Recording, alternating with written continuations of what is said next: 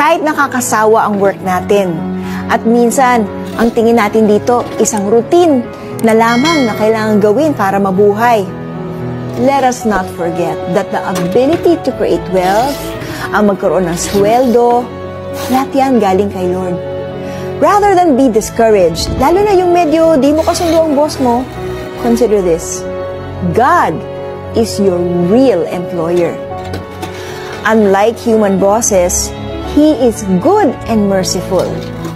If our human employers disappoint us, our God certainly will not. At kung na-overwhelm ka sa dami ng trabaho, sa physical demands ng pagpasok araw-araw, guess kung sino makakatulong sa'yo.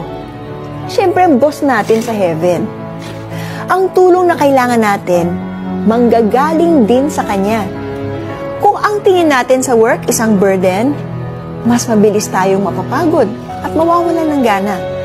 But, if we change our mindset and view our work as a great opportunity to serve God, mas magiging positive ang attitude natin sa trabaho.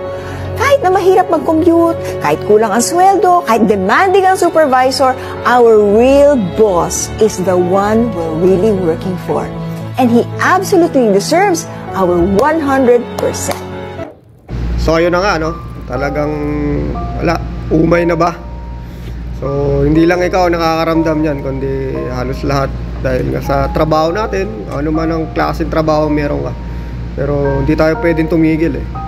Yun ngang mayaman eh, hindi tumigil kung paano sila magkaroon ng mga business, pera, di ba? What if mga kagaya lang natin ng mga kumbaga sa low class. So, paano ba yan mga kamaster? Tuloy lang natin ang ating nasimulan dahil hindi lang naman to para sa atin, di ba? Kundi para sa mga anak din natin.